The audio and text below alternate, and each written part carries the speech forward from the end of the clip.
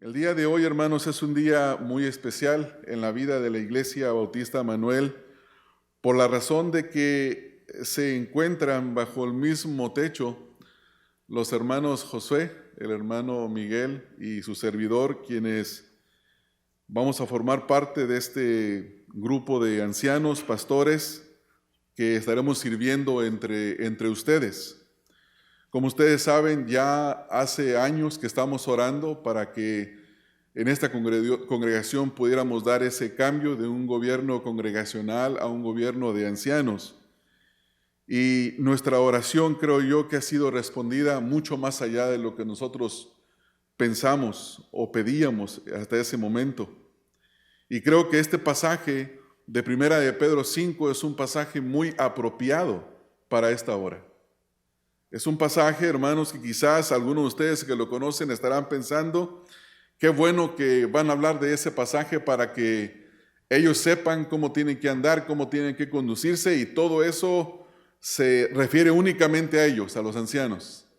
Pero en realidad este pasaje no es solo para los ancianos. Este pasaje es también para ustedes, para cada uno de los miembros de la congregación. Noten lo que dice ahí en el versículo número 3, dice: no como teniendo señorío sobre los que están a vuestro cuidado, sino siendo ejemplos de la grey. Nuestro trabajo es ser ejemplos, y a ustedes les toca imitar lo que nosotros hacemos, si es que andamos de acuerdo a la voluntad del Señor. Entonces, lo que ustedes escuchen en esta mañana, que se les manda a los pastores no hacer, y lo que se les manda a hacer, todo tiene que ver con el propósito de cómo se deben de conducir, y por lo tanto, por extensión, es una exhortación para cada uno de ustedes. Este pasaje comienza con una aclaración de quiénes deben de pastorear la iglesia del Señor. Después Pablo les dice a quiénes deben de pastorear. Enseguida les da las indicaciones de cómo pastorear. Y por último, les habla de la recompensa final de pastorear la iglesia. Vuelvo a repetir: ¿quiénes deben de pastorear? ¿A quién se debe de pastorear? ¿Cómo se debe de pastorear? ¿Y cuál es la recompensa final para los que pastoreen bien de acuerdo a las instrucciones de este pasaje? La Biblia Reina Valera no comienza como la mayoría de las traducciones. Si ustedes escucharon, Gabriel leyó de la New American Standard, y esa comienza con una conjunción. Es por tanto, en inglés es therefore, y en español no la tenemos, pero el capítulo número 5 es una conclusión de lo que los creyentes deben de hacer, la manera cómo se deben de comportar los pastores, los ancianos, y cómo se deben de comportar los creyentes. Y esta es una epístola, si ustedes la han leído, es una epístola que habla del sufrimiento que los creyentes estaban experimentando. Es una epístola que es escrita a un grupo de personas que están siendo perseguidas. En el capítulo 1, en el versículo número 1, dice Pedro, apóstol de Jesucristo, a los expatriados de la dispersión en el Ponto, Galacia, Capadocia, Asia y Bitinia. Son un grupo de personas que han sido y que están siendo perseguidos, que están sufriendo. En el capítulo número 1, por ejemplo, en el versículo número 6, dice: en lo cual vosotros os alegráis, aunque ahora por un poco de tiempo, si es necesario, tengáis que ser afligidos en diversas pruebas. En el capítulo 2, en el versículo número 12, da una exhortación donde dice: manteniendo vuestra buena manera de vivir entre los gentiles, para que en lo que murmuran de vosotros como de malhechores glorifiquen a Dios en el día de la visitación al considerar vuestras buenas obras. En los versículos número 19 al versículo número 21 dice: porque esto merece aprobación si alguno a causa de la conciencia delante de Dios sufre molestias, padeciendo injustamente. Pues qué gloria es si pecando sois abofeteados y lo soportáis. Mas si haciendo lo bueno sufrís y lo soportáis, esto ciertamente es aprobado delante de Dios. Pues para esto fuisteis llamados, porque también Cristo padeció por nosotros, dejándonos ejemplo para que sigáis sus pisadas. En el capítulo número 3, en el versículo número 9, dice: no devolviendo mal por mal, ni maldición por maldición, sino por el contrario, bendiciendo, sabiendo que fuisteis llamados para que heredases bendición. Y desde los versículos número 13 al versículo 18 dice: ¿y quién es aquel que os podrá hacer daño si vosotros seguís el bien? Mas también si alguna cosa padecéis por causa de la justicia, bienaventurados sois. Por tanto, no os amedrentéis por temor de ellos, ni os conturbéis, sino santificad a Dios el Señor en vuestros corazones, y estad siempre preparados para presentar defensa con mansedumbre y reverencia ante todo aquel que os demande razón de la esperanza que hay en vosotros, teniendo buena conciencia, para que en lo que murmuran de vosotros como de malhechores sean avergonzados los que calumnian vuestra buena conducta en Cristo. Porque mejor es que padezcáis haciendo el bien, si la voluntad de Dios así lo quiere, que haciendo el mal. Porque también Cristo padeció una sola vez por los pecados, el justo por los injustos, para llevarnos a Dios, siendo a la verdad muerto en la carne, pero vivificado en el Espíritu. En el capítulo número 4, versículo número 1, dice: puesto que Cristo ha padecido por nosotros en la carne, vosotros también armaos del mismo pensamiento, pues quien ha padecido en la carne terminó con el pecado.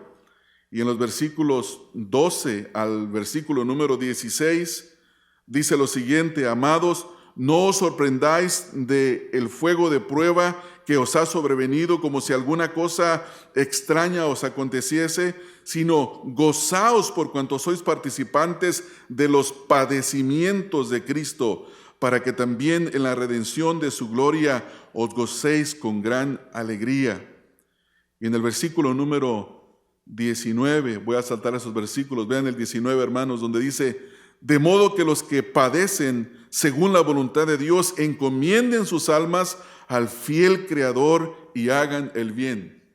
Como ustedes pueden observar, es muy obvio que esta epístola fue escrita a un grupo de personas que están sufriendo, que están siendo perseguidos. Y por cuanto están siendo perseguidos y sufriendo, ellos necesitaban a un grupo de hombres piadosos, fieles, que los pudieran pastorear, que les pudieran bendecir, que les pudieran edificar. Y por esta razón comienza, si ustedes se dan cuenta, hermanos, ahí en primer lugar, versículo número 1 del capítulo 5, habla de los pastores o de los ancianos, y se responde a la pregunta: ¿quién debe de pastorear la iglesia? ¿Quién debe de gobernar la iglesia? Y voy a leer, hermanos, del versículo número 1 de la Biblia de las Américas, donde dice: por tanto, a los ancianos entre vosotros exhorto yo, anciano con ellos y testigo de los padecimientos de Cristo, y también participante de la gloria que ha de ser revelada.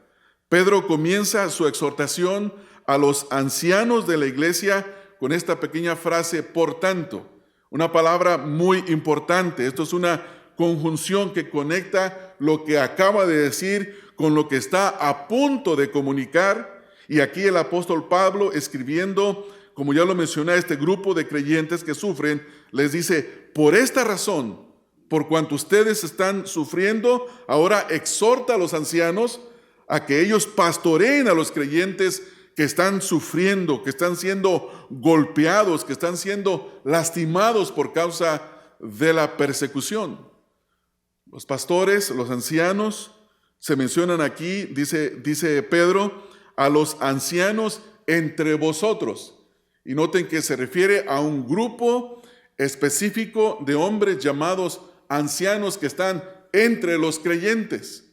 Más adelante, si ustedes pueden observar, hermanos, se menciona que estos creyentes tienen también, que los pastores también tienen a los creyentes que están entre ellos, y eso lo vamos a ver en un momento. Los ancianos son líderes espirituales de la iglesia. Ellos observan a los creyentes, ellos guían, ellos cuidan a los creyentes. Y note que utiliza la palabra a ancianos en plural, no lo hace en singular. Cada vez que se menciona esta palabra en el sentido de liderazgo en el Nuevo Testamento, siempre lo va a encontrar en un contexto de pluralidad. No es singular. No habla un anciano solo, solitario, vagando en algún lugar, en una congregación. Se va a mencionar a un grupo de ancianos. La primera vez que se hace la mención se encuentra en el libro de los Hechos. Vayan conmigo a Hechos, capítulo número 11, en el versículo número 30, en la iglesia de Jerusalén. Hechos 11:30. Y en segundo lugar, Hechos 15:2 y 21:18, pero leemos primero Hechos 11:30, lo cual dice: en efecto hicieron enviando a los ancianos por mano de Bernabé y de Saulo. Y en el capítulo número 15, en el versículo número 2, dice: como Pablo y Bernabé tuvieron una discusión y contienda no pequeña con ellos, se dispuso que subiesen Pablo y Bernabé a Jerusalén y algunos otros de ellos a los apóstoles y a los ancianos. Y en el capítulo número 21, en el versículo número 18, dice: y al día siguiente Pablo entró con nosotros a ver a Jacobo y se hallaban reunidos todos los ancianos. La iglesia debe de obedecer a los ancianos por causa, hermanos, de su oficio y no de su estatus. Muchas veces cuando se habla de los ancianos, se piensa, hermanos, en que vamos a hacer caso a lo que dicen, estamos de acuerdo en lo que ellos están diciendo, pero la Escritura manda a los creyentes a obedecer a estos ancianos por causa del oficio que se les ha dado. Noten, hermanos, una vez más la importancia de la pluralidad, y esa es una de las razones por las cuales nosotros hemos orado, y ustedes son testigos. Y yo tengo 5 años orando, tenía 5 años orando. En la congregación teníamos 4 años orando, y algunos de ustedes preguntaban por qué razón, y me dispuse a enseñar el tema. Ustedes recordarán. Y ahora, gracias al Señor, el Señor nos está bendiciendo. Ahora, ¿qué sigue diciendo Pedro? Él dice: ruego a los ancianos, o exhorto yo a los ancianos. El apóstol está listo para darles una exhortación, y esta exhortación abarca hasta el versículo número 4. Comienza en el versículo número 1, y la primera parte de la exhortación dice exhorto yo. Y Pablo utiliza esta palabra que significa en unas ocasiones consolar, animar, pero también tiene otro significado, y es el de convencer a una persona de un modo de pensar o hacer que una persona se vaya en una dirección. Y esto es lo que Pablo quiere hacer aquí. Él quiere que los ancianos de este grupo de creyentes que están siendo perseguidos cambien su manera de pensar. Seguramente, no sé si estaban firmes, quizás ya percibía lo que Pablo dice en Hechos capítulo número 20, porque dice: vendrá un tiempo de que de entre vosotros mismos, dice, se levantarán algunos y vendrán también de fuera, hablando de los falsos maestros. Y quizás Pedro, queriendo evitar también esto, da estas instrucciones. Entonces, él quiere que ellos cambien de mente. Ahora, noten la actitud con la que él lo hace. Dice: yo, anciano, también con ellos. O como dice la Biblia de las Américas, anciano como ellos. Él no les da un mandato diciéndoles: yo, el primero de los apóstoles. Recuerden que los que han escrito los evangelios me mencionan a mí en todas las listas como el número 1. Yo siempre estoy en la lista. No, él dice: yo soy un anciano también como ustedes. Y esto nos enseña, hermanos, que los ancianos de una congregación son coiguales. No hay superioridad de uno sobre el otro. El ser anciano es necesario de trabajar en esa coigualdad, y Pedro da un ejemplo al exhortarlos. Es cierto, hay una idea en el Nuevo Testamento, específicamente con los ancianos, de que hay uno que se le llama el primero entre iguales, y parece que Pedro era el primero entre ellos, entre los ancianos de Jerusalén. Pero dice él: y testigo de los padecimientos de Cristo. Pedro había sido testigo de los padecimientos de Cristo, y seguramente que algunos de ustedes cuando escuchan esa palabra piensan, oh sí, cuando cantó el gallo, Pedro se echó para atrás. Dijo, yo no lo conozco. Él fue testigo de los sufrimientos de Cristo. Pero la palabra testigo no solamente significa uno que ve y que puede dar razón de. La palabra testigo también significa mártir, uno que sufre hasta la muerte. Y ese es el testimonio de Pedro. Pedro sufrió por causa del Evangelio. Y la historia secular dice que Pedro murió crucificado y que no quiso ser crucificado como Cristo, sino que quiso ser crucificado boca abajo. Entonces, Pedro es un testigo de los padecimientos de Cristo. Él ya había visto padecer al Señor Jesucristo. Y luego dice enseguida, y también participante de la gloria que ha de ser revelada. Él es un participante de la gloria que ha de ser revelada. Y esa es una referencia al retorno del Señor Jesucristo. En el contexto de este pasaje, en esta epístola, ya se ha hecho mención de la manifestación futura del Señor Jesucristo. Por ejemplo, en el capítulo número 1, versículos número 7 al versículo número 9. Vayan conmigo allá, hermanos, capítulo 1, versículos 7 al 9, dice, para que sometida a prueba vuestra fe, mucho más preciosa que el oro, el cual, aunque perecedero, se prueba con fuego, sea hallada en alabanza y gloria y honra cuando sea manifestado Jesucristo, a quien amáis sin haberle visto, en quien creyendo, aunque ahora no le veáis, os alegráis con gozo inefable y glorioso, obteniendo el fin de vuestra fe, que es la salvación de vuestras almas. Y en el capítulo número 4, en el versículo número 7, dice aquí, mas el fin de todas las cosas se acerca, sed pues sobrios y velad en oración. En la manifestación del Señor Jesucristo será el fin de todas las cosas. Y luego en el capítulo 4, versículo 12 y versículo número 13 dice, amados, no os sorprendáis del fuego de prueba que os ha sobrevenido como si alguna cosa extraña os aconteciese, sino gozaos por cuanto sois participantes de los padecimientos de Cristo, para que también en la revelación de su gloria os gocéis con gran alegría. Entonces, cuando Pedro dice, y también participante de la gloria que ha de ser revelada, se refiere a la manifestación del Señor Jesucristo. Y esta palabra revelada significa cuando pueda ser vista, cuando Jesucristo pueda ser vista. Pedro dice que Él es participante de esta gloria y que los creyentes también somos participantes de la misma. Vayan a Filipenses capítulo número 3, hermanos, en el capítulo número 3, versículo 20 y versículo 21. Dice, mas nuestra ciudadanía está en los cielos, de donde también esperamos al Salvador, el Señor Jesucristo, el cual transformará el cuerpo de humillación nuestra para que sea semejante al cuerpo de la gloria suya, por el poder con el cual puede también sujetar a sí mismo todas las cosas. ¿Se dan cuenta, hermanos, que este cuerpo que se corrompe, cuerpo de miseria, será participante de la gloria del Señor Jesucristo, del cuerpo glorioso del Señor Jesucristo? Y esto es lo que está diciendo aquí Pedro. Entonces, después de que él ha señalado quiénes deben de dirigir a la iglesia, ahora Pedro le dice a los ancianos a quienes ellos deben de pastorear. Note el versículo número 2. Versículo número 2. Apacentad la grey de Dios que está entre vosotros.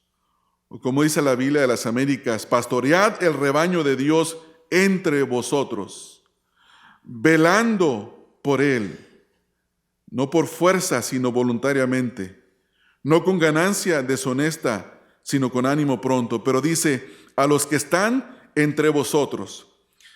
Esta pequeña palabra, esta frase aquí, entre vosotros, es un buen argumento para la membresía de la iglesia. Es un buen argumento para saber quiénes se congregan en una iglesia, a quienes tienen los ancianos la obligación de pastorear, a los que están entre nosotros, a los creyentes que están aquí en esta mañana. Entonces los ancianos deben de pastorear la iglesia del Señor. Los ancianos gobiernan la iglesia, así como un pastor de ovejas cuida el rebaño. Ustedes saben que los pastores de ovejas en aquel tiempo sacaban el rebaño a pastorear, lo cuidaban de los animales como los lobos, como los leones, los osos, que se tragaban a las ovejas, los cuidaban especialmente de los lobos, y cuando los traían al corral a encerrar donde dormían, pasaban la noche, los mismos pastores dormían ahí entre ellos, entre las ovejas. Por eso los pastorcillos olían, y obviamente olían porque estaban entre las ovejas. Note ahí, hermanos, dice, apacentad la grey de Dios. La iglesia es de Dios. La iglesia es de Dios. Ustedes pertenecen al Señor Jesucristo. Nosotros pertenecemos al Señor Jesucristo. Hay ocasiones cuando alguien se expresa mal de la congregación y alguien que sea anciano o pastor de la iglesia debería de sentir celos si alguien se expresa mal de la congregación. ¿Por qué? Porque es la iglesia del Señor Jesucristo. Es la iglesia que el Señor Jesucristo compró con su propia sangre, le pertenece a Él, es de Él. Por eso debemos de tener celo de la iglesia del Señor, porque ustedes son la iglesia del Señor Jesucristo. En el Evangelio de Juan, en el capítulo número 10, en el versículo número 11, Evangelio de Juan, capítulo 10, versículo número 11, dice la Escritura, yo soy el buen pastor su vida da por las ovejas. Él es el ejemplo de cómo una iglesia se debe de pastorear. Por la iglesia se debe de dar la vida. Y no solamente me refiero a que pueda haber una época, un tiempo en el que se muera por la iglesia, como han muerto los mártires, pero por la iglesia se tiene que entregar la vida en su totalidad. Se tiene que dar la vida, se tiene que estar dispuesto a cuidar, a pastorear, a vivir. No se puede pastorear a larga distancia, hermanos. Se pastorea a los que están entre nosotros. Hoy en día hay una moda que se llama iglesia satelital y se juntan los creyentes en bodegas rentadas que las acomodan como un lugar de congregación y bajan una gran pantalla y aparece un hombre en la pantalla y dicen, este es nuestro pastor, denle la bienvenida a nuestro pastor. Pero ese pastor no está entre ellos. Hay una imagen de alguien hablando, pastoreando. Ese no está entre ellos. Tiene que estar entre ellos y ellos entre el pastor. La palabra es muy clara, hermanos. El mandamiento aquí en el versículo número 10 dice, apacentad la grey de Dios que está entre vosotros. Ellos están ahí. Los creyentes deben de estar entre los ancianos para que ellos sepan a quién debe de pastorear y también ellos deben de pastorear a los que están entre ellos. Entonces la iglesia es del Señor, la iglesia se pastorea, así como un pastor pastorea las ovejas. Y lean, por ejemplo, hermanos, vamos a un pasaje de la Escritura que arroja mucha luz en cuanto a esto. En el libro de los Hechos, en el capítulo número 20, en el versículo número 28, el apóstol Pablo está despidiéndose de los ancianos, les ha llamado a los ancianos de Éfeso que lo encuentren en Mileto y les está dando instrucciones, y el mandato en el versículo número 28 dice, por tanto, mirad por vosotros y por todo el rebaño en que el Espíritu Santo os ha puesto por obispos, para apacentar la iglesia del Señor, la cual Él ganó por su propia sangre. Noten que el mismo lenguaje es el que utiliza Pedro. Pedro aquí está exhortándoles a cómo no deben de pastorear y cómo deben de pastorear, y eso lo vamos a ver en un momento. Por eso le dice, miren por ustedes mismos, cuídense ustedes mismos, porque hay tentaciones en el ministerio. Hay prácticas pecaminosas que si un hombre no se cuida, cae en ellas. Y esa es la razón para una pluralidad de ancianos. Porque un anciano exhorta al otro. Hierro con hierro se aguza y un hermano aguza el rostro de su hermano. Y esta es la importancia de eso, hermanos. Hay que velar, porque dice ahí el versículo número 2, volviendo a Primera de Pedro, hermanos. Dice el versículo número 2, apacentar la grey de Dios que está entre vosotros. Dice, cuidando de ella. Esto es lo mismo que velando por ella. Esta palabra, cuidar o velar, significa supervisar, velar con cuidado. Y esta palabra conlleva la idea de supervisar, gobernar, guiar, presidir. Y la idea es conducir a la iglesia de acuerdo a la voluntad del Señor. No a los gustos del pastor, no a los gustos de los miembros, que eso es muy popular hoy en nuestros días. Decirle a los miembros de la iglesia, les vamos a pasar una hoja para que ustedes nos escriban todo lo que ustedes quieren ver. Nos escriban los temas que ustedes quieren escuchar. Y lo que ustedes quieran, eso se los damos nosotros. Sería lo mismo que si una mamá, teniendo hijitos pequeños, les dice, hijitos, ¿qué quieren comer? ¿Sabe qué van a pedir? Chocolate, dulce, pizza, hamburguesas. Y cuando menos se acuerdan, los niños a los 12, 13 años están gordos y diabéticos. ¿Por qué?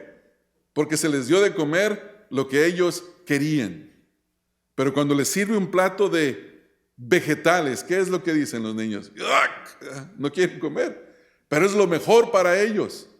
Los pastores tienen que velar por el rebaño del Señor. Y vuelvo a decir, ellos no velan de acuerdo como les da la gana. Un ejemplo de esto lo encuentran en Primera de Timoteo, capítulo número 3, en el versículo número 15. Pablo ha mandado a Timoteo a que se quede en Éfeso, de acuerdo al capítulo número 1, en el versículo número 3, donde le dice en el versículo 3, como te rogué que te quedases en Éfeso. Y luego en el capítulo número 3, versículo 15, le dice, para que si tardo sepas cómo debes de conducirte en la casa de Dios, que es la iglesia del Dios viviente, columna y baluarte de la verdad. Pablo escribe a Timoteo y le dice, te voy a escribir cómo debes de comportarte en la casa de Dios. Hermanos, hace 10 años comenzamos un estudio en Primera de Timoteo. Y en el primer capítulo pasaron algunas cosas. En el segundo capítulo pasaron otras. En el tercer capítulo pasaron otras. Y no me voy a poner a hacer memoria de lo que ocurrió. Pero fueron correcciones que la iglesia necesitaba. Y se hicieron cambios y algunos se enojaron y se fueron. Cuando llegamos al capítulo número 2, donde se especifica que el liderazgo en la iglesia es masculino y no femenino, algunas mujeres matriarcales de la congregación que gobernaban a sus maridos se fueron, se los llevaron, porque no quisieron acomodarse a lo que la Escritura decía. Yo no quería que nadie se fuera, ustedes no querían que nadie se fuera, pero tenemos que hacer la pregunta, ¿vamos a agradar a los hombres o vamos a agradar al Señor?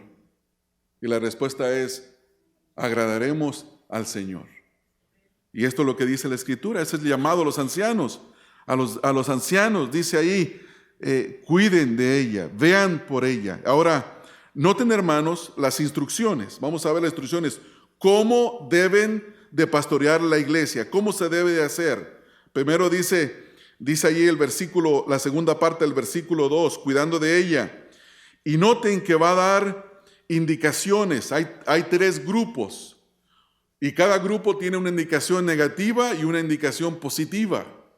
En el primer grupo, dice ahí el versículo, dice, no por fuerza, sino voluntariamente. No por fuerza, sino voluntariamente. Esta palabra por fuerza, o la idea en este versículo, es que los pastores pastorean voluntariamente. No se le tiene que decir, oiga pastor, pues usted casi no está preparándose para predicar, no estudia, se le nota que no estudia. Estudie para que se note que se está preparando. No, lo hace voluntario, quiere hacerlo, se deleita en hacerlo. No importa a qué horas de la noche se vaya a dormir, él quiere terminar con su trabajo porque el día siguiente tiene que entregar un mensaje. Y lo hace voluntariamente. La esposa no le dice, no te me vas a dormir hasta que termines el mensaje. No, no es por fuerza, es voluntario. Lo tiene que hacer voluntariamente. Ellos velan por la iglesia. Entonces, la primera es no por obligación, sino voluntariamente.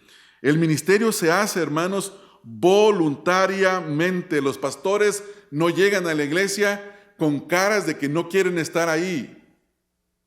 Si no puede estar entre los hermanos que el Señor le ha puesto a pastorear, búsquese otro oficio, pero no haga mala cara, ¿no? Hágalo voluntariamente. Desee estar entre los hermanos con gozo, con alegría. No importa que haya dificultades siempre las habrá, pero lo hace con gozo, lo hace con alegría, lo hace voluntariamente. Los pastores trabajan sirviendo a la iglesia voluntariamente. Nadie los forza, nadie los empuja. Ellos lo hacen con gozo voluntario, porque fueron llamados para eso. Vienen a mi mente las palabras de Jeremías, donde le dice a Dios Jeremías, me seduciste. Cuando tomé tus palabras parecían miel, pero cuando estaban dentro eran como amargo ajenjo. Y esa es la idea cuando un pastor comienza el ministerio. Voy a predicar y voy a predicar todos los domingos y todos los miércoles y en toda oportunidad de hacerlo. Yo quiero predicar. Hay algo dulce, hay algo noble en eso. Pero después, hermanos, comienzan a pasar los años. Y los domingos siempre se llegan, hermanos. Los miércoles siempre están ahí. Algunos hermanos no vienen, pero el miércoles siempre llega. Y hay que predicar. Y hay que hacerlo constantemente. Y empieza a sentir un poco el cansancio, pero empieza a depender del Señor mucho más. Y ahí está la dulzura de la dependencia en el Señor. Saber que cuando venimos y predicamos, estamos en un lugar como este, hermanos, no es nuestra propia fuerza física, no es nuestra habilidad mental, es el poder de Dios embistiendo al que predica y dándole el poder para que predique aquello que ha preparado a conciencia, trazando bien la palabra del Señor. Y es una cosa, hermanos, sobrenatural. Y los que predican saben a qué me estoy refiriendo. Por esa razón, hay que entender, hermanos, que este trabajo es un trabajo voluntario. En segundo lugar, dice, no por ganancia deshonesta o no para avaricia al dinero, sino con sincero deseo. Hermanos, la avaricia al dinero es la marca principal de los falsos maestros, ¿no es así?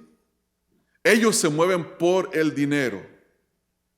Ellos quieren ver multitudes por causa del dinero, para traer el buen traje de marca, no el traje barato de $150, que es mucho dinero, $150.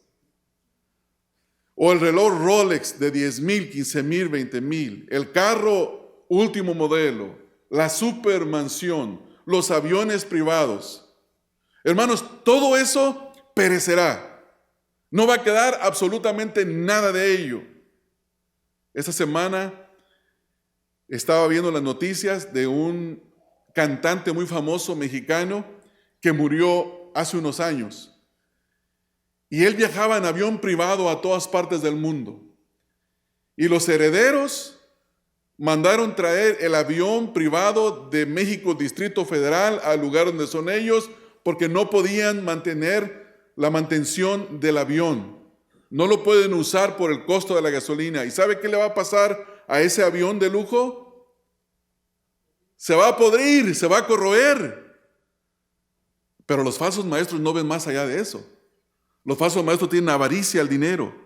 Los ancianos bíblicos se despreocupan del dinero, no es su prioridad. No es su prioridad. Si le pudieron pagar un poco más, que bueno. Si le bajaron el sueldo en la iglesia porque no hay entradas, ni modo. Ya veremos qué hacemos. Ese no es el problema. Hay pastores que trabajan sin sueldo. Hay pastores que trabajan con la mitad del sueldo. Algunos por muchos años trabajamos sin sueldo. Ese no es el punto, hermanos. El punto es que no debe de haber avaricia, sino que se debe de hacer con un sincero deseo. Las características de un verdadero siervo de Dios, entre los requisitos está ese. Primera de Timoteo, capítulo número 3, en el versículo número 3 dice: no dado al vino, no pendenciero, no codicioso de ganancias deshonestas, sino amable, apacible, no avaro. En la segunda lista, en Tito capítulo número 1, en el versículo número 7, también se menciona lo mismo. Dice el versículo 7, porque es necesario que el obispo sea irreprensible como administrador de Dios, no soberbio, no iracundo, no dado al vino, no pendenciero, no codicioso de ganancias deshonestas. Y en segunda de Timoteo capítulo número 3, en el versículo número 1 al 2, dice: también deben saber esto, que en los postreros días vendrán tiempos peligrosos, porque habrá hombres amadores de sí mismos, avaros, vanagloriosos, soberbios, blasfemos, desobedientes a los padres, ingratos, impíos. Esa es la marca de los hombres paganos, de los falsos maestros. Pero un pastor pastorea con un deseo sincero. Tiene el deseo sincero de pastorear.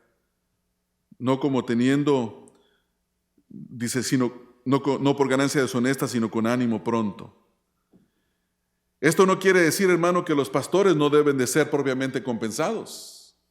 Si la iglesia puede pagar un sueldo, la iglesia debe de hacerlo, y eso lo enseñan las Escrituras. Primera de Corintios 9, 7 al 14. Primera de Timoteo 5, 17 al 18, Primera de Tesalonicenses 5, 12 al 13. Entonces, hermanos, hay que tener cuidado de que es un peligro pastorear y no guardarse al amor al dinero. Este es uno de los peligros que hay.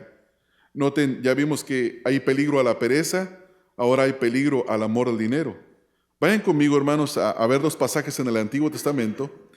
El primero de ellos se encuentra en Isaías. Y en Isaías, hermanos, en el capítulo número 56, en el versículo número 11.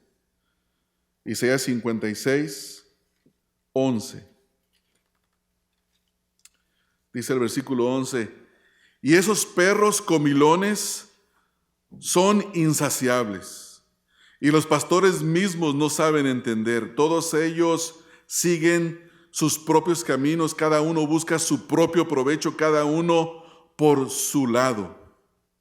Era una advertencia contra pastores que no pastorean de acuerdo a la voluntad de Dios. Y en Jeremías capítulo número 6, vayan ahora a Jeremías capítulo número 6, en el versículo número 13, Jeremías 6, 13. Porque desde el más chico de ellos hasta el más grande, cada uno sigue la avaricia. Y desde el profeta hasta el sacerdote, todos son engañadores. Qué triste condición. Qué triste condición de que una persona está ahí nada más por el dinero. Cuando le tocan el tema del dinero, cambia su semblante. Se enoja. Y luego le dice a la congregación: tengo muchas ofertas donde me invitan a pastorear. Y en casi todas me duplican el sueldo. Váyase. Váyase. No se quede ahí. Si es que es cierto que le están dando las ofertas, ¿no?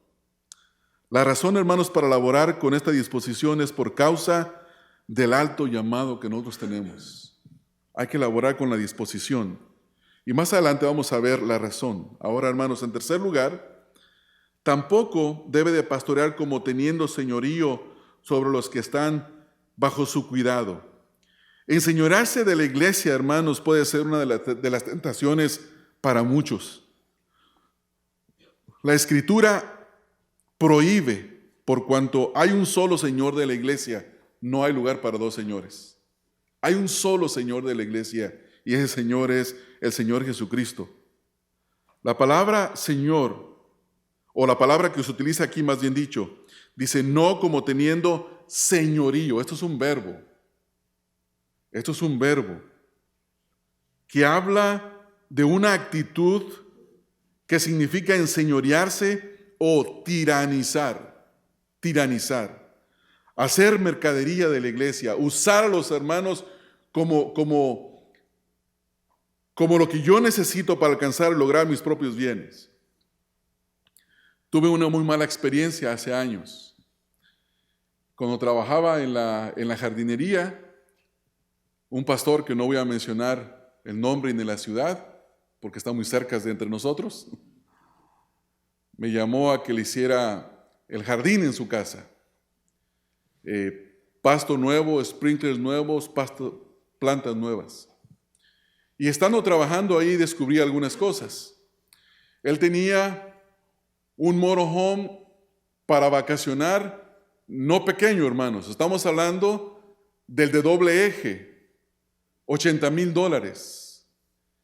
Y los hermanos que en la iglesia no podían ofrendar, tenían que ir a lavarlo, a limpiarlo. Otros limpiaban la casa. Otras hermanas planchaban la ropa. Todo eso me di cuenta. Cuando se llegó el día que me tenía que pagar, me citó el lunes por la mañana a la iglesia. Del plato de las ofrendas me pagó. Eso es un hombre enseñoreado de la iglesia. Las propiedades de la iglesia todas están bajo su nombre. La propiedad que vendió a un grupo de falsos maestros, de los de Pare de Sufrir, estaba a su nombre. Era un hombre enseñoreado de la iglesia. Es un tirano sobre la iglesia. De eso nos manda la Escritura, evitar. No ser tiranos, no enseñorearnos de la iglesia. Los señores, hermanos de este mundo dan órdenes. Ellos mandan, ellos gobiernan sobre la vida de los demás. Los señores toman ventaja de los demás, se sirven de ellos. Los siervos de Dios hacen lo opuesto. El Señor Jesucristo dijo que el que quiera ser grande entre vosotros habrá de hacerse el servidor, el más pequeño.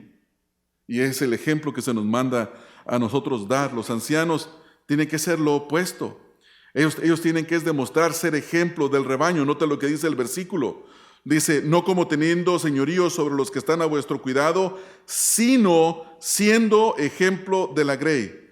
De paso, hermanos, en cada ejemplo que ustedes vieron aquí, donde dice, no haciendo esto, sino haciendo lo otro, esa palabra es un contraste, es una palabra que implica contraste, pero habla de algo que es totalmente opuesto, que no tiene nada que ver una cosa con la otra. Entonces, no es enseñorearse, sino que es más bien ser ejemplos de la grey. El pastor está llamado a ser ejemplo. En Filipenses 3:17, Pablo dice que lo imiten a él. En 2 Tesalonicenses 3:9, Pablo dio ejemplo de cómo vivir entre los creyentes. En 1 de Timoteo, capítulo número 4, en el versículo 12, Pablo manda a Timoteo a ser ejemplo. En Tito, capítulo 2, versículo 7, también manda Pablo a Tito a ser ejemplo. Noten que Pablo es un anciano, Timoteo es un anciano, Tito es un anciano. Y ellos tenían que ser ejemplo de los hermanos. Ahora quiero llegar a la parte más emocionante de estos versículos. Y es la motivación para hacer las cosas de esta manera. Es impresionante la Escritura, la forma perfecta de la Escritura, inspirada por el Espíritu de Dios, la economía de las palabras, la forma en la que se dan las instrucciones. Y ahora viene el dulce, hermanos, el dulce que apetece hacer lo que dice acá. Versículo 4, es la motivación. Dice, y cuando aparezca el príncipe de los pastores, vosotros recibiréis la corona incorruptible de gloria. Noten, hermanos, que la recompensa ofrecida a los pastores ocurrirá cuando el Señor Jesucristo regrese. Mientras que trabajamos y laboramos entre la iglesia, no hay recompensa. No hay ninguna recompensa que nos debe de motivar aquí. La recompensa nuestra no es de esta tierra. La recompensa nuestra viene de arriba. Noten lo que dice el versículo. Y cuando aparezca el príncipe de los pastores, cuando el Señor se aparezca, Él nos dará una corona inmarcesible. Una corona que no se marchita. Un premio, un galardón. Pero dice que cuando aparezca, esta palabra significa cuando sea visible, cuando Él venga. Y Jesús aquí es llamado, hermanos, el príncipe de los pastores. Jesucristo tiene la preeminencia en todo. Él es Señor de la iglesia es del Señor, Él es el príncipe de los pastores somos de Él.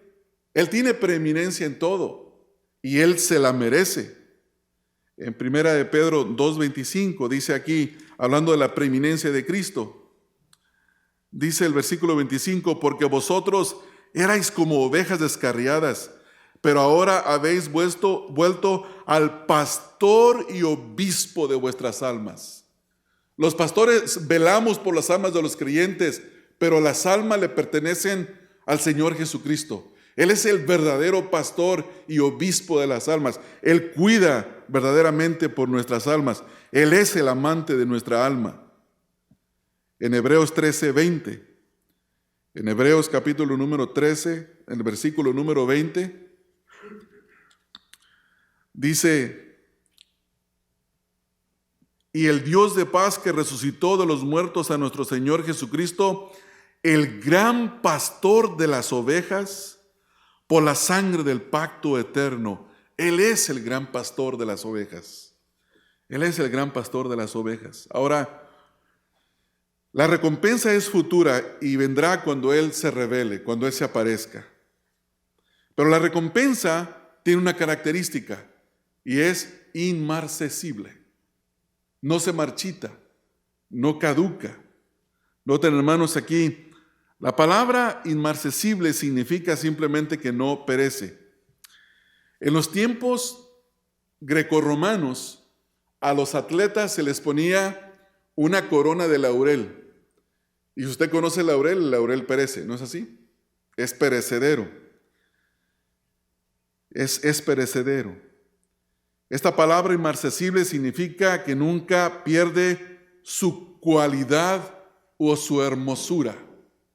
La corona que habremos de recibir por el buen cuidado de la iglesia del Señor Jesucristo de parte de Cristo es una que no pierde la cualidad ni la hermosura. No la corrompe el orín ni la corrosión. No la pueden robar los ladrones. Es una corona que es imperecible. Los falsos maestros, hermanos, desean todas las cosas de este mundo, pero la promesa a los siervos de Dios no tiene que ver con este mundo, tiene que ver con una corona que en su tiempo se manifestará y es una corona inmarcesible.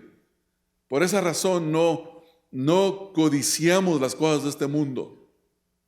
No trabajamos por ganancia deshonesta o por codiciar las cosas de este mundo. Todo pasa, hermanos. El cielo y la tierra pasará, pero la palabra del Señor no pasará. Los falsos maestros desean todos los bienes de esta tierra, casas, carros, aviones, ropas de marca. Su gozo es lo terrenal. Ellos no esperan al Señor. Ellos no desean ser participantes de la gloria venidera. Ahora, hermanos, esta palabra aquí, la que utiliza Pedro, capítulo número 5, versículo número 4, dice: recibiréis la corona incorruptible. Esta palabra incorruptible viene del nombre de una flor. ¿Te recuerdas cómo se llama la flor? No sé si te la mencioné, yo no la apunté en mis notas. ¿Cómo se llama?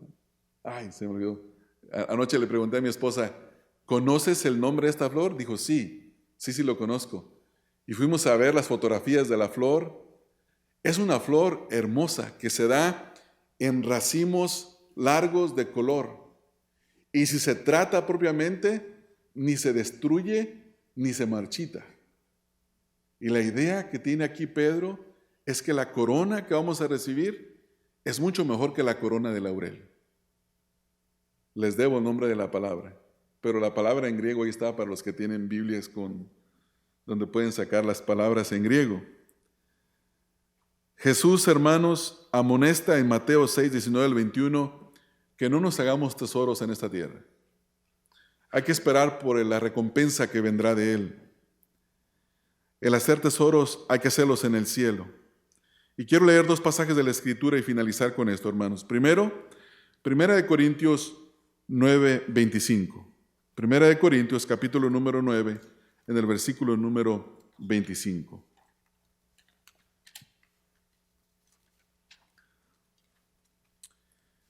Primera de Corintios 9:25 nos dice: todo aquel que lucha de todo se abstiene. Ellos a la verdad para recibir una corona corruptible, pero nosotros una incorruptible. Piense por un momento, hermanos, en las cosas que usted desea de este mundo y que no tiene o que no puede tener. El día de ayer fuimos mi esposa y yo al dealer, al Longo Toyota, pero no fuimos a comprar carro. Fuimos a la AAA a pagar las placas de un carro. Y cometimos el gran error de acercarnos a ver una camioneta nueva, ¿no? Y mi esposa y yo la vimos y solo cuesta, ¿cuánto costaba? $40,000. $46,000, hermanos. Y luego la estaba observando, todos los lujos de la camioneta. Pero esas cosas son cosas perecederas, hermanos. Le dije a mi esposa, vámonos antes de que nos tiente el diablo o que venga un vendedor, ¿verdad? Porque eso para quitárnoslo de encima va a ser difícil. Nos fuimos, subimos rápido. Pero yo tengo una camioneta que cuando el dueño original la compró, de seguro que le costó $45,000, ¿no? Pero yo no tuve que pagar eso por ella. Y me da un buen servicio. Lo que les quiero decir, hermanos, es que todas las cosas de este mundo tienen su fecha de caducidad. Lo que usted hoy codicia, mañana ya no está hábil. Yo recuerdo cuando salió por primera vez el teléfono iPhone. Era una revolución. Un teléfono que tú puedes tocar y ponerle el dedo ahí. Y si hoy me dan el primer teléfono iPhone, eso no sirve para nada. No sirve. Todo se caduca, todo pasa de época. Pero la promesa que hay de parte del Señor para nosotros es una promesa imperecedera. No pierde su cualidad ni su hermosura. Y por eso trabajamos, hermanos. Y especialmente a Pastor Larry, Pastor Josué, Pastor Miguel. Aquí encontramos lo que no debemos de hacer, lo que sí debemos de hacer y la motivación para hacerlo. Y esta motivación no es terrenal. Esta motivación es futura y esta motivación es imperecible. ¿Cómo terminamos, hermano, pensando en este pasaje? En primer lugar, la iglesia debe de ser cuidada por una pluralidad de hombres piadosos llamados ancianos. En segundo lugar, los ancianos cuidan de una iglesia que no es de ellos, que es del Señor. En tercer lugar, los ancianos cuidan de no caer en la tentación de la pereza, la codicia o el despotismo, que son 3 grandes tentaciones en el ministerio. En cuarto lugar, los ancianos serán recompensados cuando vean al Señor de la iglesia, con una recompensa de gloria incorruptible. Eso es lo que nos debe de mantener sirviendo al Señor, lo que nos debe de sostener en los tiempos de dificultad, en los tiempos de dolor, en los tiempos de felicidad. Esto es lo que nos debe de mantener, hermanos. Y allá tenemos que observar, allá tenemos que poner nuestros ojos en esta porción de la palabra. Y si hacemos así, los hermanos verán nuestro buen ejemplo. Y los hermanos imitarán nuestro ejemplo. Y juntos como iglesia Daremos la honra y la gloria al Señor Jesucristo, que murió por su iglesia, que derramó su sangre preciosa por cada uno de nosotros, por los elegidos. Entonces a Él le damos gloria en esta honra. Padre, te damos gracias por tu palabra.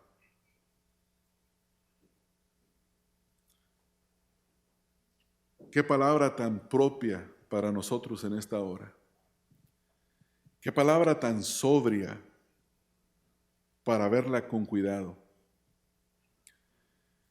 Qué esperanza tan grandiosa para regocijarnos en ella. Tu palabra, Señor, nos sostiene porque no solo de pan vive el hombre, sino de toda palabra que sale de tu boca. Tu palabra nos santifica porque nos enseña, Señor, tu voluntad y nos mueve a hacerla. Tu palabra, Señor, nos prepara para hacer toda buena obra.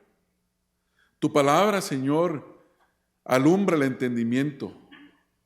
Tu palabra, Señor, convierte. Tu palabra, Señor, hace sabio al sencillo. Tu palabra, Señor, es perfecta y perfecciona. Gracias por darnos tu palabra. Ahora, Señor, rogamos que tú fortalezcas a cada uno de los ancianos en esta congregación. Que tu palabra, Señor, sea la fortaleza para cada uno de nosotros. Oramos por el pastor Larry, que se va y que ministrará en otro lugar, pero él llevará tu palabra. Tu Espíritu Santo le acompañará, le fortalecerá, le dará el poder para hacer la obra del ministerio. Oramos por los que nos quedamos acá, por el pastor Josué, por el pastor Miguel y por mí mismo. Para que cada uno de nosotros cuide de no hacer lo que tú prohíbes en este pasaje y se esfuerce por hacer aquello que tú mandas a hacer. Y que como resultado seamos un buen ejemplo para la congregación y los hermanos deseen imitarlo.